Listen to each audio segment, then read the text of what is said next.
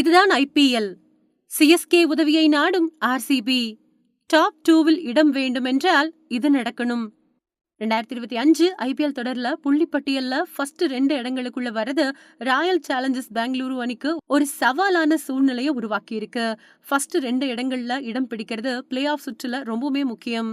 ஏன்னா ஃபர்ஸ்ட் 2 இடங்கள்ல இடம் பெறக்கூடிய அணிகள் முதல் சுற்று தகுதி போட்டியில விளையாடும். அதுல தோல்வி அடைஞ்சாலும் 2வது தகுதி சுற்று போட்டியில மறுபடியும் ஒரு வாய்ப்பு கிடைக்கும். ஆனா 3வது அப்புறம் 4வது இடங்கள்ல இருக்கக்கூடிய அணிகள் எலிமினேட்டர் போட்டியில விளையாடணும். அதுல ஜெயிச்சா மட்டும்தான் 2வது தகுதி சுற்று போட்டியில பங்கேற்க முடியும். இதனால ஃபர்ஸ்ட் 2 இடங்கள் இறுதி போட்டிக்கு முன்னேற 2 வாய்ப்புகளை வழங்குது.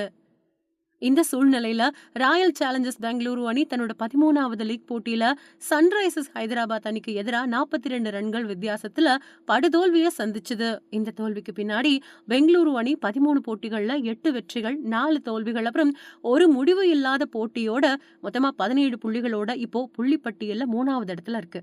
இப்போ புள்ளிப்பட்டியல்ல குஜராத் டைட்டன்ஸ் முதல் இடத்துலயும் பஞ்சாப் கிங்ஸ் 2வது இடத்துலயும் இருக்கு. குஜராத் டைட்டன்ஸ் அணிக்கு இன்னும் ஒரு போட்டியும் பஞ்சாப் கிங்ஸ் அணிக்கு இன்னும் 2 போட்டிகளும் மிச்சம் இருக்கு. பஞ்சாப் கிங்ஸ் அணி இப்போ 17 புள்ளிகளோட ராயல் சேலஞ்சர்ஸ் பெங்களூரு அணிக்கு சமமா இருக்கு.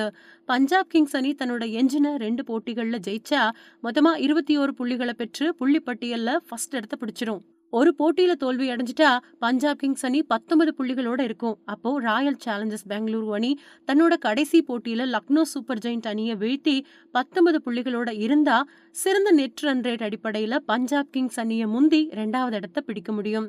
புள்ளிப்பட்டியல்ல ஃபர்ஸ்ட் 2 இடங்கள்ல இடம் பெறுவதற்கான எளிதான ஒரு வாய்ப்பு ராயல் சேலஞ்சர்ஸ் பெங்களூரு அணிக்கு Gujarat Titans Chennai Super Kings போட்டியால கிடைக்கும். குஜராத் டைட்டன்ஸ் அணி தன்னோட கடைசி லீக் போட்டியில சென்னை சூப்பர் கிங்ஸ் அணிக்கிட்ட தோல்வி அடையணும்.